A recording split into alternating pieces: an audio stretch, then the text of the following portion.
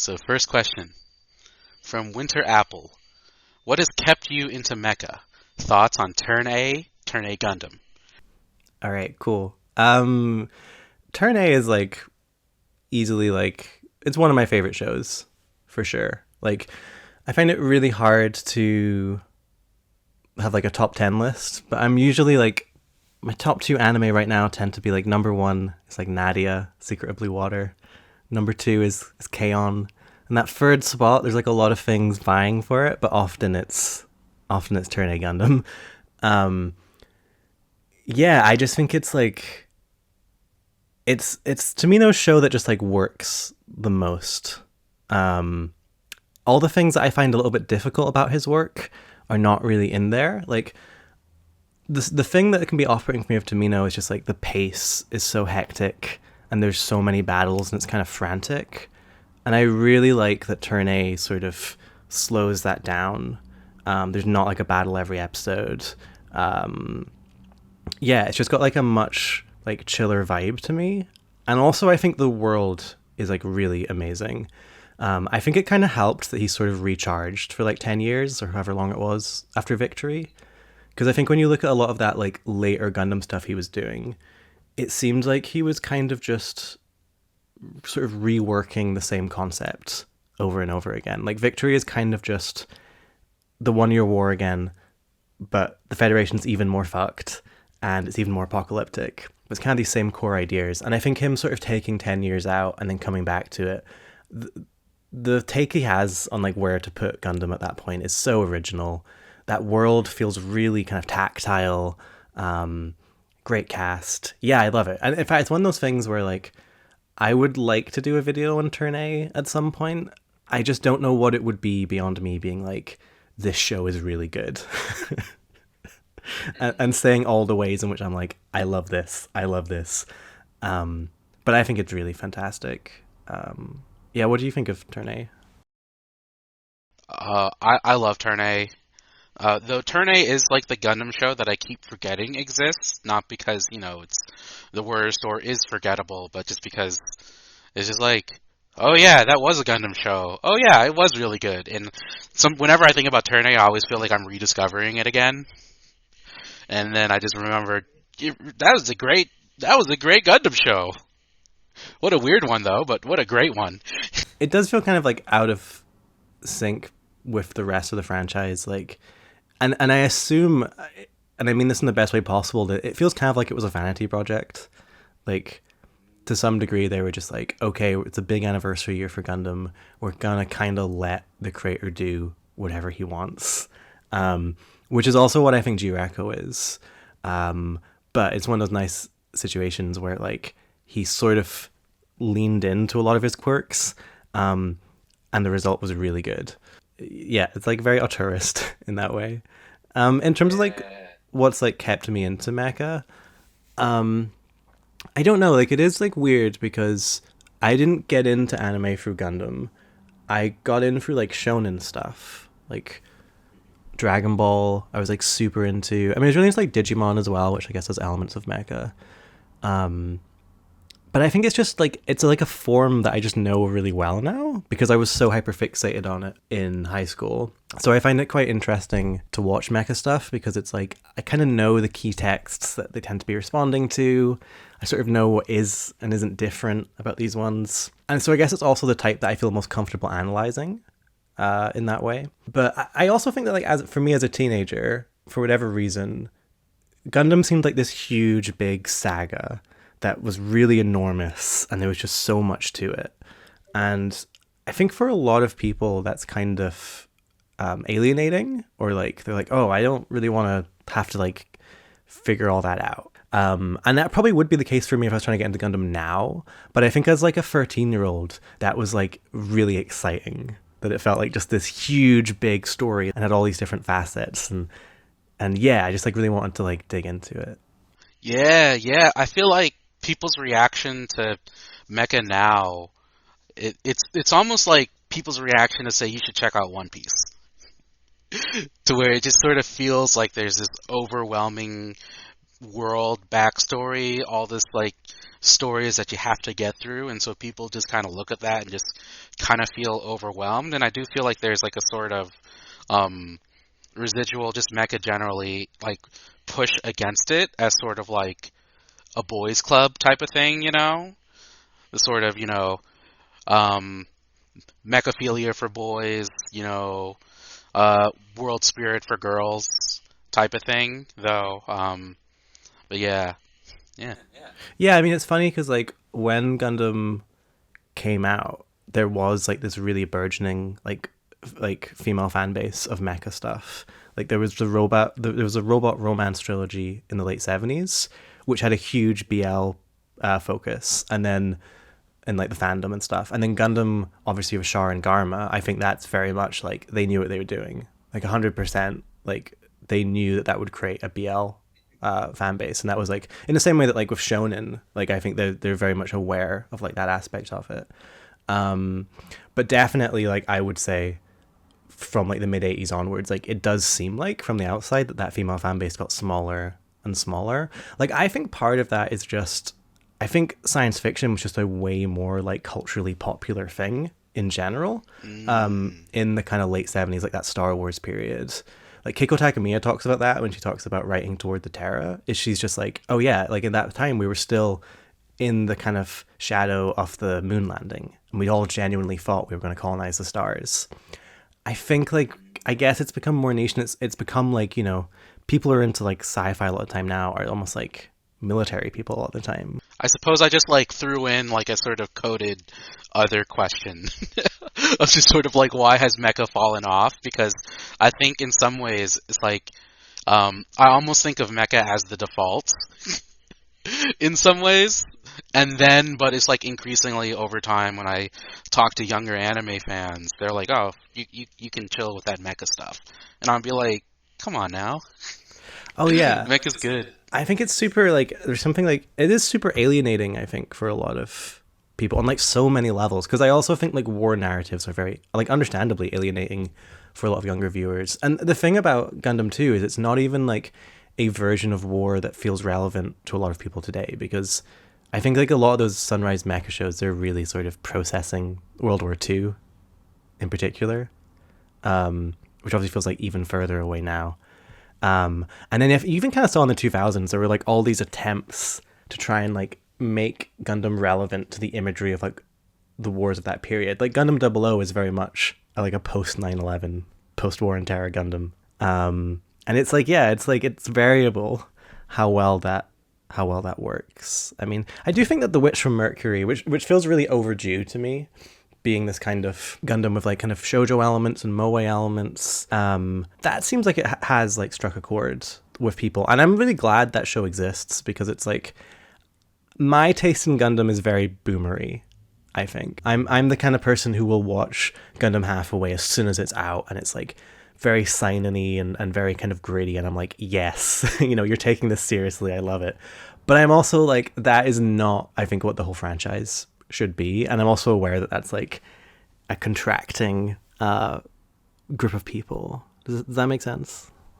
Yeah, we're dying, us old people who want to see the continuity of the Ghost of Shar versus, the present day Amuros trying to answer the wind of history and make change. That's for us dying boomers. Yes, exactly. And the thing is too, like I actually like a lot of stuff that is very much not that vibe. Like, but Gundam sort of hits like a very satisfying part of my brain in that way. Anyway, yeah, what's the next question? All right. So Photogen commented, I asked the question, what are some video ideas you've had that you'll probably never make? Also, what's your process when making one? Yeah, there are actually like tons of video ideas I've had that I'm like, this will never be made in this form. There's a few scripts I've written. Usually it's like I go, oh, this is like too conceptual, and I kind of go, oh, will people like actually follow this like thread of thought, or will it just kind of seem hokey?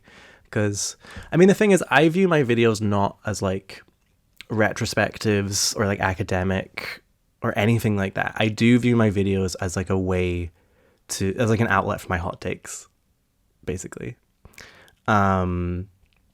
within some kind of framework, right? And I think it's about finding a strong enough framework to support that. So often it'll be like I'll read an interview with like an anime creator and I'll be like, oh, this hits on something really interesting. I would like to produce something on this. But can I actually produce something that's more than like the short snippet of like a tweet in my brain? So, for instance, there's this interview between Ryosuke Takahashi and the director of K-On! Do you remember what her name is? No, I don't remember her name. Oh, that's really bad. She's like Um, a really good director. I'm gonna Google it.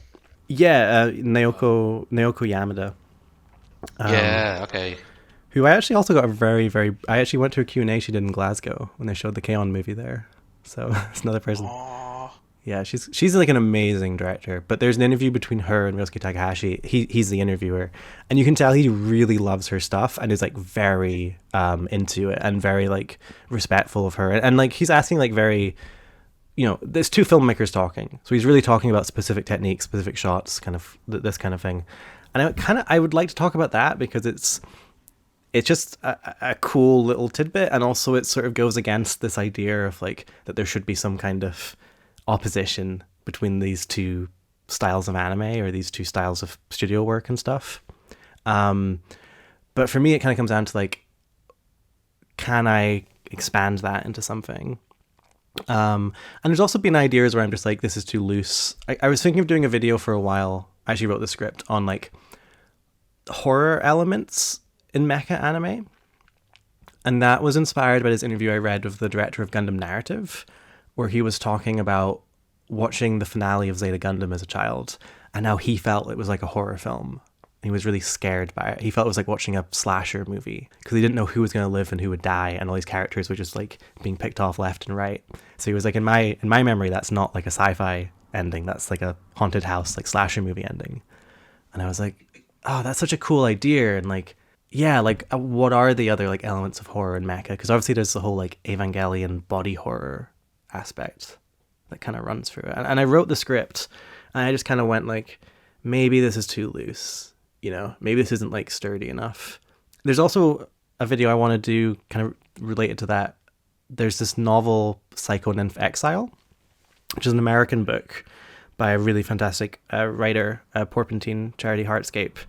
And she describes it as a post-anime novel. And it's about a retired mecha pilot dealing with her trauma from being a mecha pilot. And it's really great. It's a really fantastic book. The problem I've kind of had there in terms of talking about it is I'm like, visually, what do I use to like back up what I'm talking about? Like, what is the footage? And for a while I was thinking about like, oh, I'll talk about it and I'll use footage from shows that it's like clearly inspired by, like Evangelion.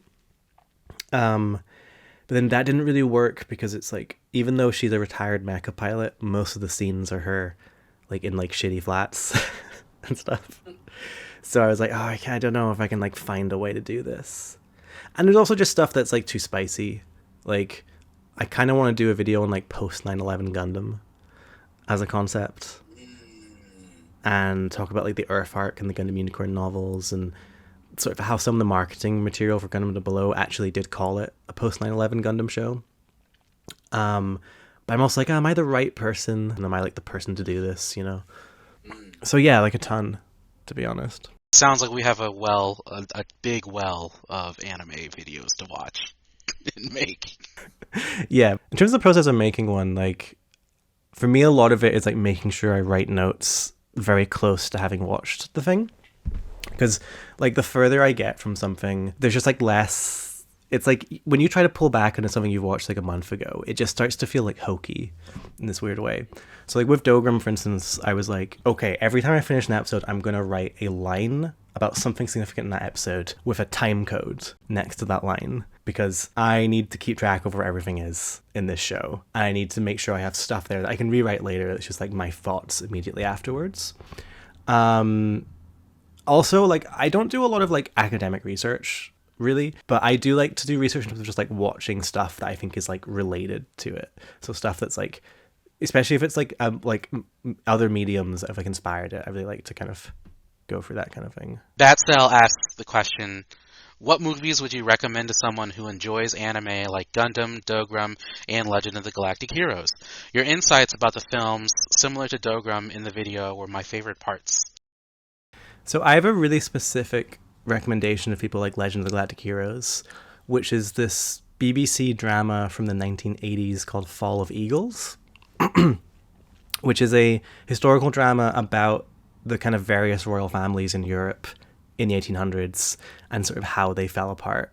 So I think it begins in like the 1840s and it ends with the Russian Revolution. And it's like, I think if you like a lot of the kind of, well, the kind of sort of Prussian, mid 1800s aesthetic of LGH, you'll dig that.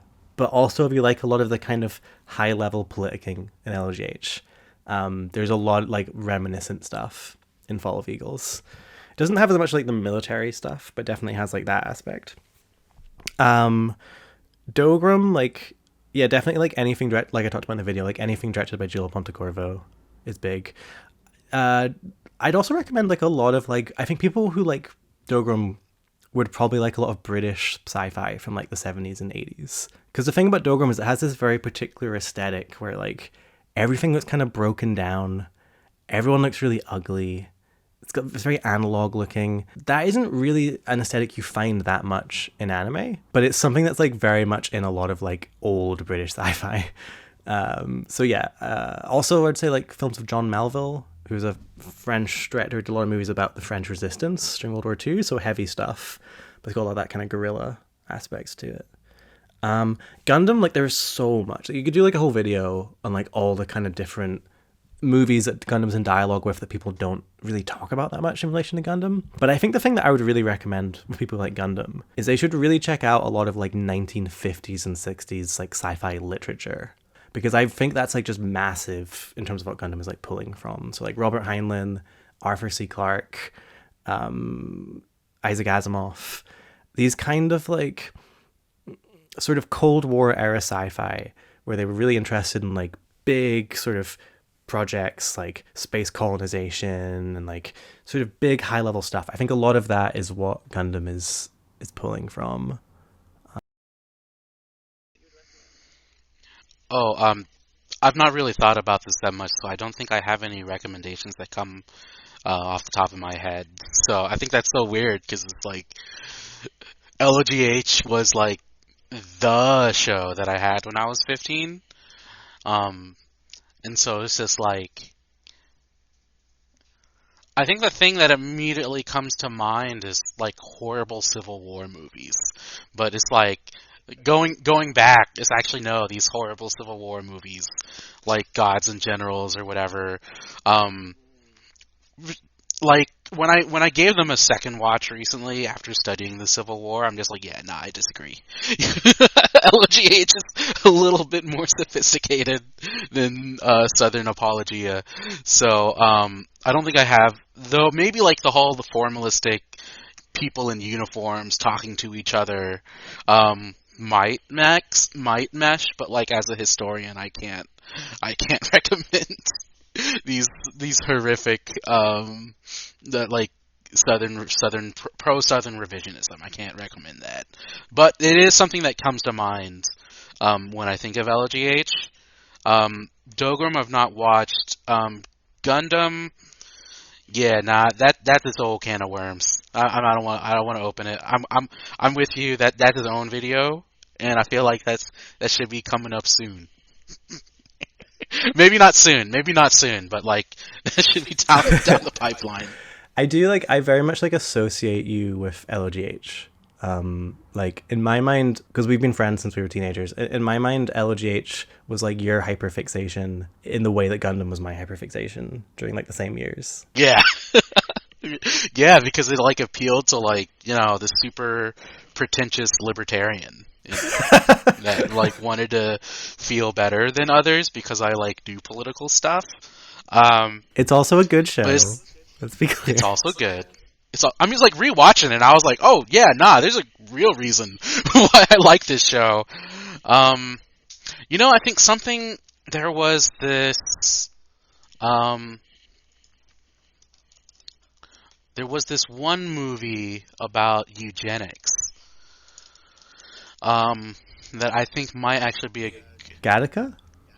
Gattaca. Yeah, Gattaca is I think one of those shows that I think is within the headspace of Legend of the Galactic Heroes, but not at all with any of the space opera elements. But I think Gattaca LGH doesn't pose these questions about disability, but disability is a core motivating actions for one of the main casts.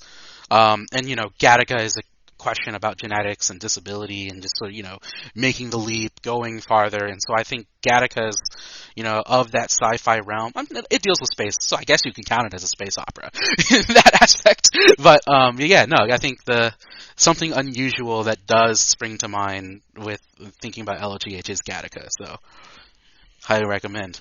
Yeah, that's a good recommendation, actually. I want to watch Gattaca again. Yeah, I saw that in high school, and I was like, oh, this movie's good. Yeah, I've not seen it since then either. I never made the connection to LGH back then, but it's like, thinking about it now, it's just like, oh, no, that connection makes sense. Yeah, totally. Sort of like thematically, especially. All right, cool. All right. Fa asks a question. Do you feel like Gundam moving away from the Universal Century was a wise move? Yes, definitely. Like, so long as they wanted to keep doing Gundam, which they obviously did because they like money, it was definitely like the thing to do. Because I just think it's like when you watch Victory, I'm like, what would it have been if they said, hey, Tomino, another Gundam show after Victory? Because Victory is like, Tomino's clearly massively depressed.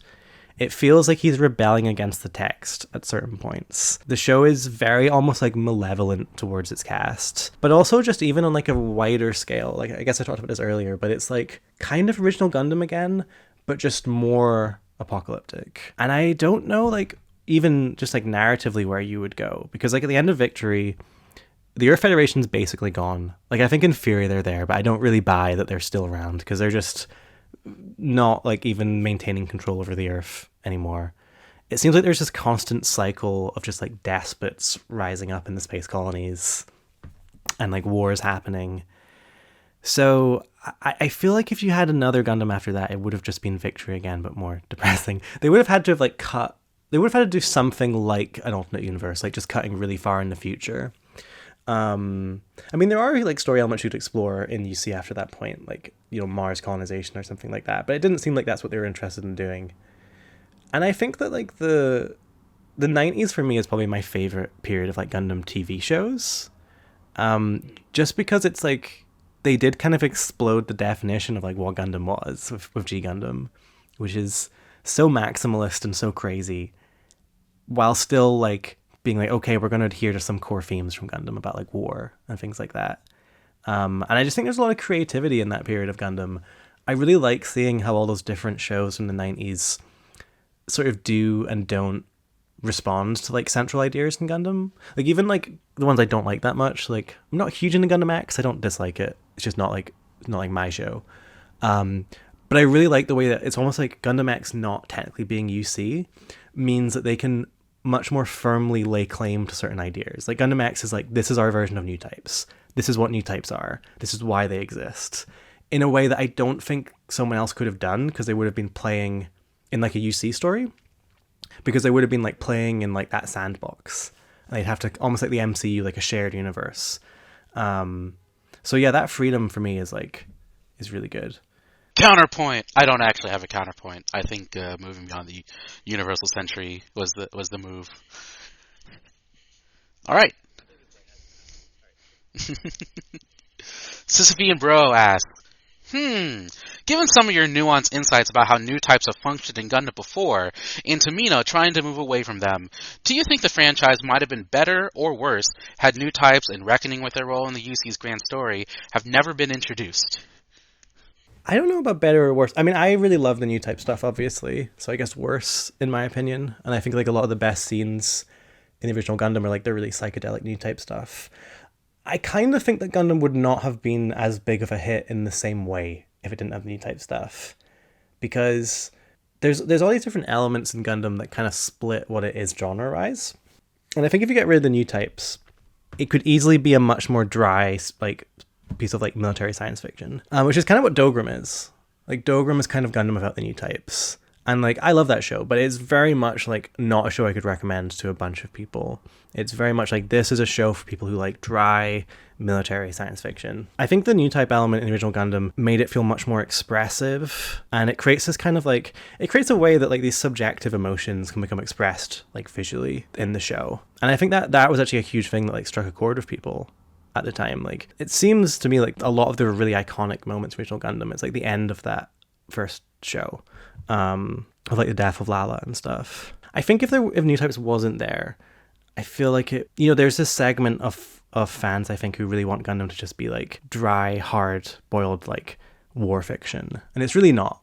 It's like kind of this. The first show is just like this kind of crazy Bildungsroman, romance, right? Like this coming of age story. And yeah, I think that without the new type thing, it wouldn't really function in that way quite as much. I don't know. It's like, as you can probably tell from how like disordered my speech is right now, the new type stuff is something I think about a lot.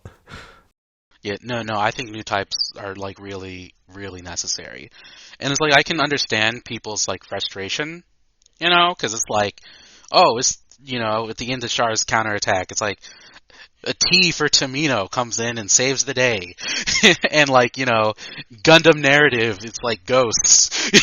Ghosts come in and like, you know, fight the baddie. And so it's like, I think like the hard, realistic sci-fi people who are like, it should be like Legend of the Galactic Heroes or something, can be like, this is nonsense or whatever. But I think that if you take away new types, you take away, so much of, the zeitgeist of the times when Gundam was made. Cause it's like, you know, I think Otsuka Eiji wrote a great as introduction to, you know, that Galbraith, you know, what's it called? Collection essays. I already forget. Anthology? I guess anthology, debating otaku, where he's just like, yeah, nah, Gundam is very much in dialogue with the political condition of two failed revolutions, but also like the general prevalence of like the supernatural, ESP, aliens, and the whole idea that there would be this sort of new being, that can transcend our moments. It's sort of like, you know, I'm gonna answer, you need like a new type of person to come into the universe to answer the wind of history, to answer Napoleon's call, and like to defeat the old world and create the new world. And like that, I think that element of, you know, Gundam and like the desire to move forward in history, but being trapped and just taking the hot L to the forces that be, reflects a lot of the sentiments of the political conditions in Japan after the failed student protest and the signing of the Onpo Treaty. And I think that is so much of what Gundam is, as you could almost call it a post-colonial text, in that regard, just politically. I think maybe that's a little bit of a stretch, but I think you take that away, you take away the core of what Gundam is, because Gundam, you know, is about just being frustrated with not being able to move forward in history, and just sort of being repressed and pushed back, and just sort of the failures of the new world and trying to create failures of the old world and trying to create the new worlds, and also sort of the trials and tribulations of this new world potentially being worse than the old world, of Zeon being worse than the Earth Federation, you know, and it's just like being, you know, a historical subject.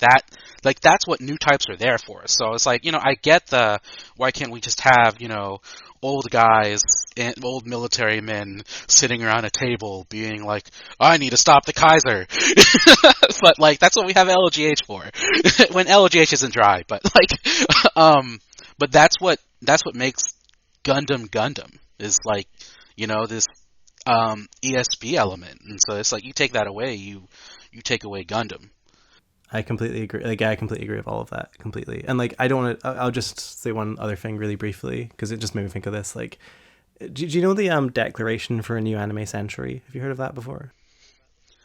Was that Bandai's thing to make more Gundam, or it was something else? It was actually the announcement for the second and third Gundam movie, but it happened in Shinjuku, and like it was in a public space in Shinjuku, and tons of people showed up in cosplay, and it was this big uniting kind of fan moment. And some people in Japan, they kind of mythologize it as like this the birth of otaku culture. And it was like a speech that like Tomino gave announcing the new movies, but when you actually like read the translation of the speech, it's mostly about Newtype stuff.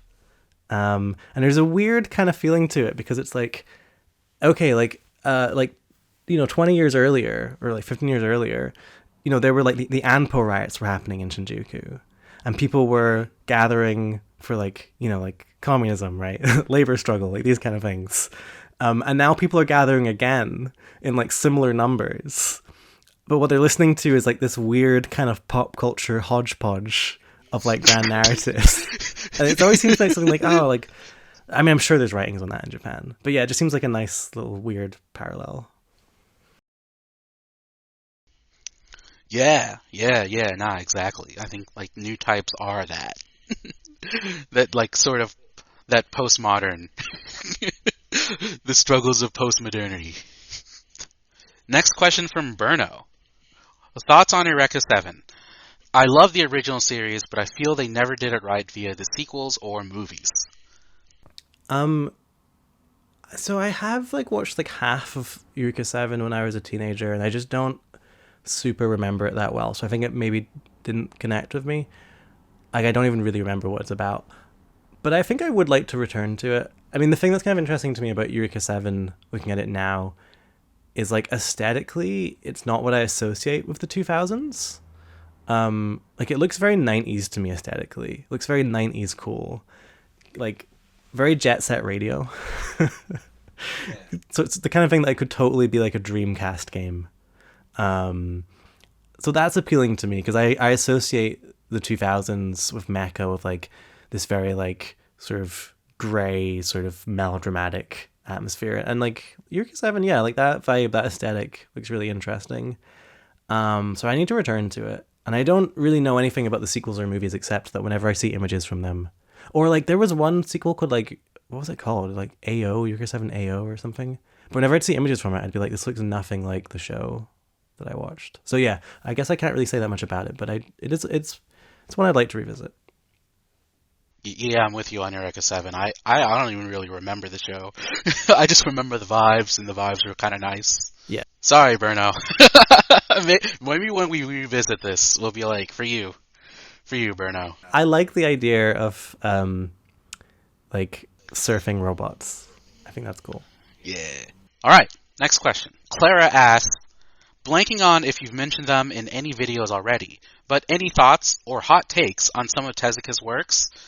We believe we've had a brief letterbox interaction about Buddha. LOL. Yeah, I love Tezuka. And Clara wrote a really great review on Letterboxd of the Buddha movie. Clara's got a very good Letterboxd account where she has very good takes on all sorts of movies. Yes, I was actually working on a Tezuka video in December, and I recorded it and finished it. And then I just decided I'm not happy with this for various reasons. I think because it became me just saying, hey, look how great this is, over and over again, in a way that I think can become alienating. I don't know how good I am at that. I don't know how good I am at like there's some YouTubers like Super Eye Patch Wolf who are just so good at explaining why they're passionate about something and almost guiding you through their experience of like reading it and watching it and why every moment hits so well, which is like a real talent. And it's not one that I think I have. I sometimes worry that when I talk about how much I like something, it's almost like alienating. It almost just comes across like, hey, this experience I had was so good, and you didn't have it. But I love Tezuka.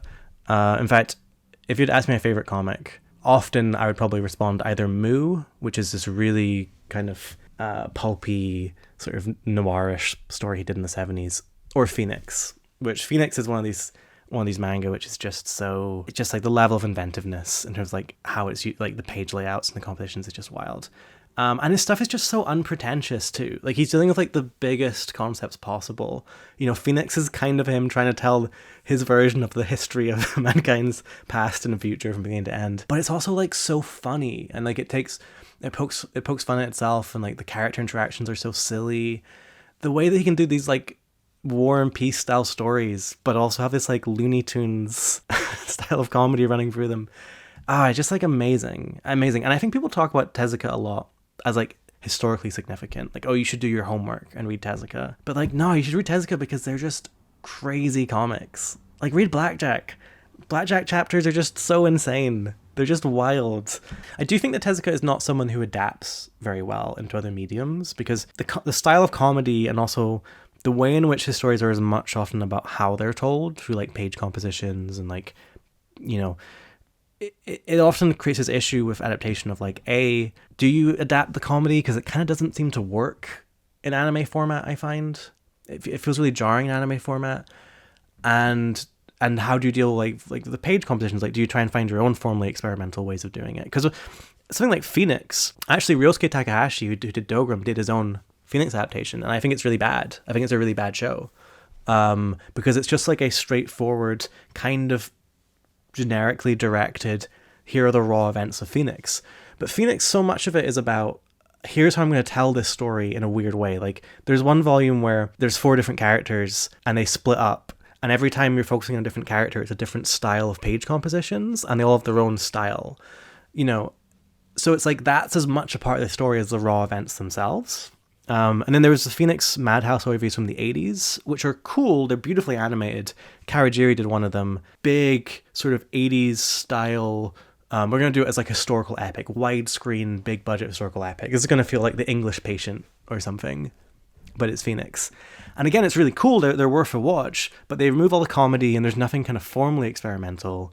So you get this kind of very important feeling prestige version of these events, which isn't what Phoenix feels like. My favorite adaptation of Phoenix is actually the live action movie from the 70s, which is fantastic, which looks like a Kurosawa film, but every now and then there'll be like a crazy Monty Python style gag, or there'll be a character who has like a molded plastic huge nose, so they look like a Tezuka character. And every now and then there'll be animation and like split screen and stuff. I also really like the Obayashi Blackjack adaptation, which does kind of a similar style. I like when they try to break the form or do interesting things with the form in the way that Tezuka did with his comics. I do also love the Dazaki Blackjack OAVs. I think those are just astounding. Like, I think they just like visually are amazing. You know, it's Dazaki, and it's that style where Dazaki is like an anime-ass anime director, in that there's not tons of like fluid movement, but the compositions are amazing. The detail's amazing. The shading's amazing. I think I want to echo, I'm not as deep into the manga because I don't typically read manga, but I do want to echo like the parts of when you come into Tezuka, you do it because it's fun. Like, you know, because it's not homework at all. I think I love Moo. And yeah, I think like anime adaptations are kind of all over the place when it comes to Tezuka. Like, you know, Astro Boy has some episodes that are fire. Astro Boy also has some pretty boring episodes. And so, you know, it's just like, you come at it, should probably read the manga. Maybe the one instance where I'm like, yeah, read the manga. It's way better. I don't normally like to be like, you know, one version's better than the other, but I think the anime trying to stay too close to the source material kind of kills it. But I agree. I think the thing of Astro Boy, like, so I've never actually watched the original Astro Boy, but I've read the manga and like other parts of it, and the Astro Boy manga is so crazy that I would be really curious if how faithful those adaptations are. Obviously, he was involved, so maybe not quite adaptations, but you know, like I read a chapter of Astro Boy recently where Astro Boy traveled back in time and accidentally ended up in an Anpo riot in Japan in the 60s. And I'm just like, or the 50s or whenever it was. Yeah, I remember reading like Astro Boy like chilling out in America during like the civil rights movement, and like making that weird analogy between the robot rights movement and the civil rights movement, which is a weird analogy, but like when you look at debates over AI. There are literally people who are just sort of like, yeah, we need to bring slave codes, but for AI. And I'm like, hold up. You know, I understand being hesitant about AI, but this got really weird really fast.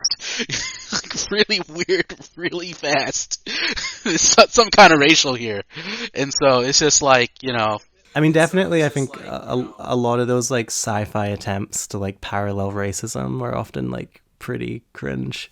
but I still really enjoyed that volume of Astro Boy. I Yeah, still really enjoy. yeah. It's like, oh man, you know, Tezuka's a boomer. You know, I can't really hate him, but like this is weird. But it's also fun to read. So, and I still like, I don't know. I think one of my favorite. I still think I really love them. I guess if I had to compare and contrast, there was the Blackjack anime, TV anime, which I really like. Um, but that was like made in like 2005, 7 or something. But it's like it is just kind of like a normal anime. But and like when you go back and read Blackjack, the manga, it's like, oh, the manga is like actually kind of crazier than the anime was. Both are fine and fun, but like I did like the manga for Blackjack a bit more. The thing I found, I decided to like when I was doing that video, I watched a bunch of the TV anime, which I'd never really done before, and I compared it to the manga. The thing that I found I didn't really like about that show is that the Blackjack chapters are actually pretty short. So putting it into 20 minutes or 21 minutes, you have to extend it quite a bit. And I think what I like about Blackjack is how crazy it feels because it's so manic and everything's moving so fast. So slowing down that pace kind of, but it's cute. I mean, it's a cute, and it's got a really nice look to it. It's got a really good, like, sort of, it sticks very faithfully to like his sort of bouncy character designs, which I like. Yeah. And it's like, you know, normally, you know, when it comes to like source material versus something else, whatever I kind of get first, I tend to like more. And I came to the Blackjack anime, you know, thinking, oh yeah, I'm just probably gonna like the anime more. I'm like, oh, actually no, I like the quick pace of the manga more. But you know, that's its own thing. I like how this started with, please watch Mecha, stop hating Mecha, please. I don't really care if people hate Mecha though. I'm like, you know what? It's like the Western. All forms become like alienating after a while. True. It's like I get it. Listen. We are mecha enthusiasts. That's true. I need more mecha anime made because it's like I realized the last like mecha that I watched was what was that show? 86? Yeah. And 86 is really good. Oh, and really? I'm just Cool. like, God, why can't we just keep making mecha? Why is it all just like I'm a gamer in a gamer world. I can beat games, and I'm like, I love isekai. Don't get me wrong, but I'm just like, come on, give me some more boy meets robot.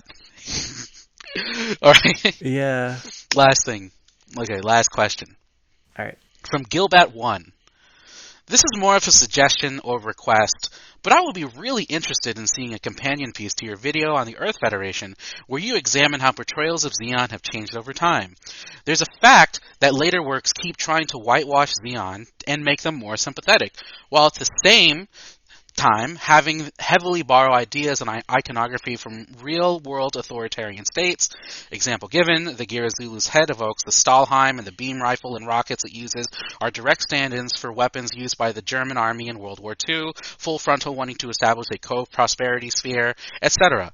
I will be interested in hearing your thoughts about it. Okay, cool.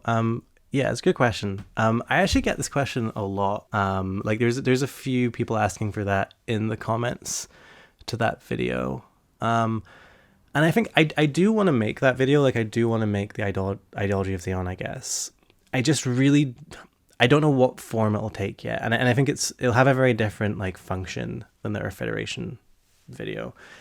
Because I think the thing with Zeon is like, I feel like I agree with the general fan like dialogue on Zeon, which is that they're very clearly fascist. They're very clearly using the iconography of fascism. It's kind of Japan working through, you know, a lot of the kind of history of like Imperial Japan in particular. Yeah, like as this commentator says, like a lot of the side stories have really focused in on sort of individual Zeon soldiers as these like sort of noble warriors fighting for a lost cause, while also really amping up the specific fascist imagery, which is definitely really gross and bad. But the thing is, I feel like if I made that video, it's like, don't we all know this?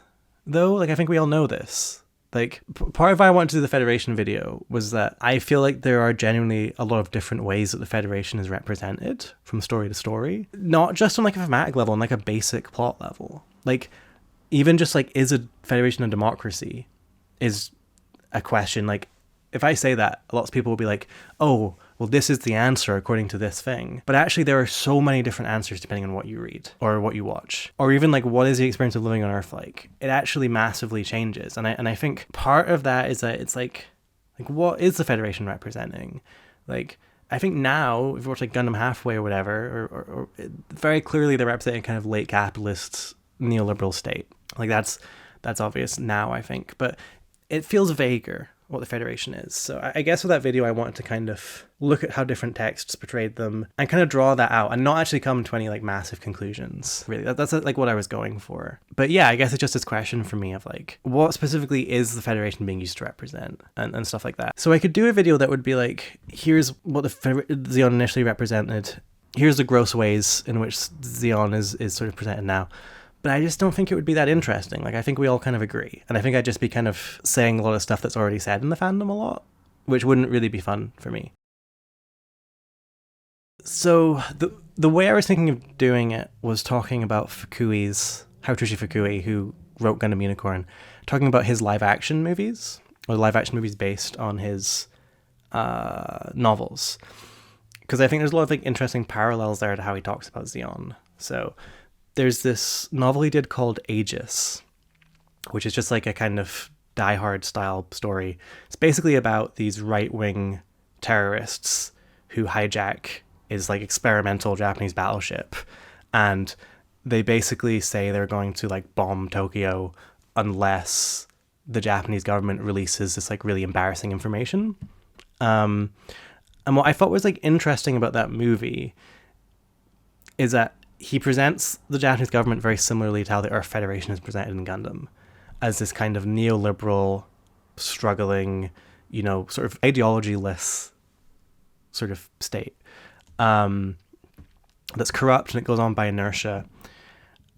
And then everyone says, oh, these right-wingers are really bad, but at least they see how bad modern Japan is. And I think it's very similar in his like Gundam Unicorn novels, where it's like, he presents their Federation as like this corrupt, shambling sort of behemoth. Zeon's very bad, but at least they have a different system. At least they have like an answer. And it's like the reason why that's so frustrating is that he presents it as like the only possibilities are neoliberal capitalism or far right extremism, and he never articulates like a left wing counterpoint within this. He just presents these as like the two binary choices. And like even in Gundam Unicorn, he decides like, okay, it's going to be like the Federation, it's going to be Zeon. I mean, I say he, maybe, because I'm sure Sunrise producers are also involved in the creation of these novels, so maybe this was part of them too. But like, that actually kind of goes against what we saw in Gundam before then. If you think about Zeta Gundam, it's like you have the Aeug, which is this kind of other, alternative, and it eventually gets consolidated into their Federation. But it exists. And then the thing we had that took place after Char's counterattack was Gundam Hathaway, which has MAFD, which is this kind of terrorist organization that's also fighting against the Federation. So we have had other space total liberation groups, but in a way, he kind of comes in, and with Gundam Unicorn, it's sort of rewritten such that no, it is just Zeon and just the Federation.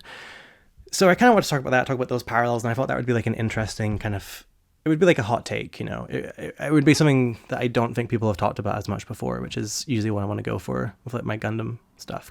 So I did actually work on that video, and honestly, the thing that stopped me from finishing it was I just find it really depressing.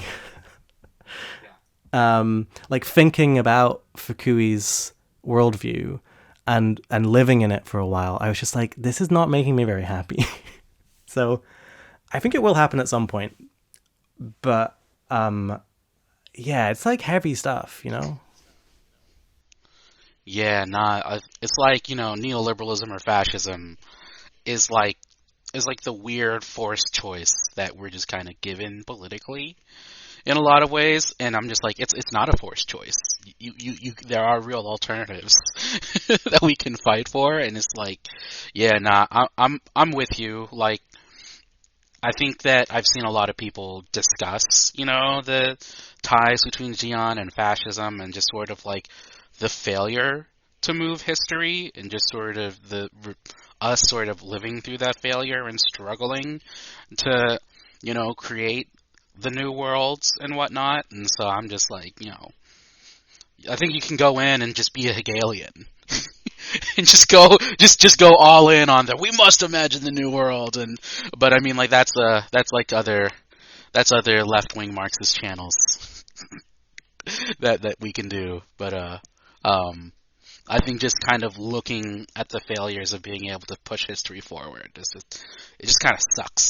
Well, that is like a reading that I'm surprised people haven't done of Gundam. Or maybe they have and I've not seen it. But you could easily view Zeon Daikun as either a Karl Marx figure or either a Lenin figure, right? Mm-hmm. And you could sort of view it as like the angst of like sort of like post-Stalinist Russia, where Mm-hmm. it seems like, oh, this was like the major opponent. This was like the major opponent to like capitalist ideology, and it's this generation that are dealing with like, oh well, Stalin happened and Mao happened, so how do we reconcile these things? Yeah. Which isn't what I actually think Gundam is saying. I think what Gundam is I think it's basically boomer Japan who grew up in kind of the shadow of World War II, throwing a bunch of that imagery together in a bunch of different ways. Mm-hmm. And Gundam's just kind of what comes out. But yeah, I think that's pretty much it. And I think I guess the thing with Federation 2, like what I wanted to talk about was like, even in the comments of that video, like a lot of people were like, oh yeah, like definitely the Federation is corrupt, but Zeon is worse. Zeon is definitely worse, but I guess what I'm more focused on is like, what do you mean by corrupt though? Like, corrupt is a really vague term, right? Yeah. Like, they're corrupt. Like, what does that mean? Every government has corruption in it to a degree. Like, what are the specific ways in which the Federation are corrupt? And I guess I was more focused on like that. Actually, I think there's like very different answers to that question depending on like when it's made and like who's making it. And I think that's the thing too. Like, I think the weird thing reading a lot of the Fukui stuff is I think he's very clearly using the Federation to mean America and Britain.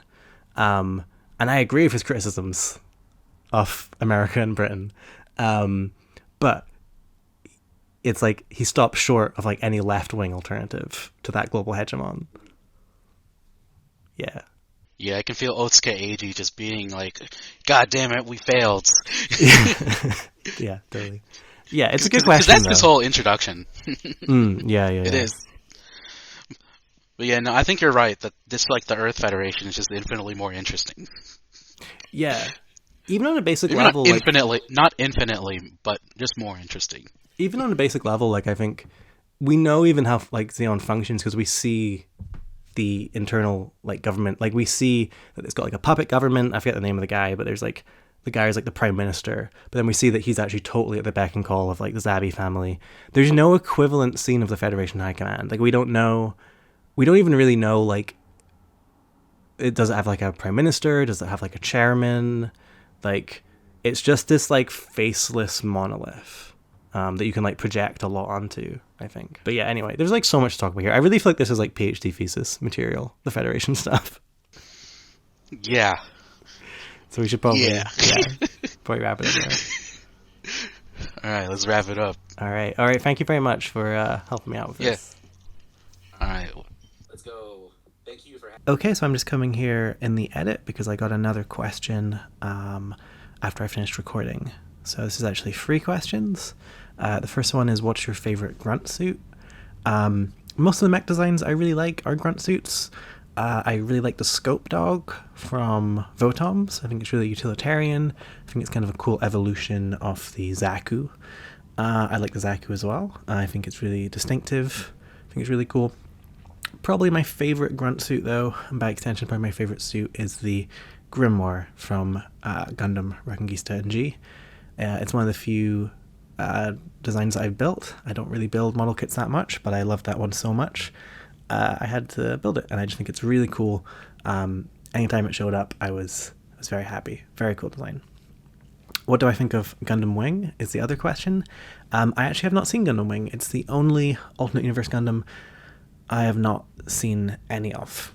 I missed it on Toonami, so I don't really have that connection to it.